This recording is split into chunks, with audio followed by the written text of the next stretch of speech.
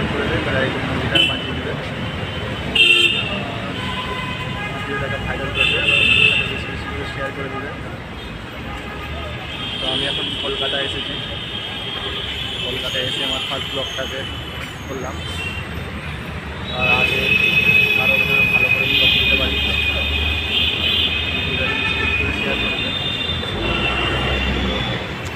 আর এই যে সম্পর্কের মধ্যে আমি এত ফেমাস না, ওই জন্য বেশি আমিও ফেমাস হতে চাই। বেশি বেশি করে শেয়ার করবে বন্ধুদের সাথে। আমাদের চ্যানেলটা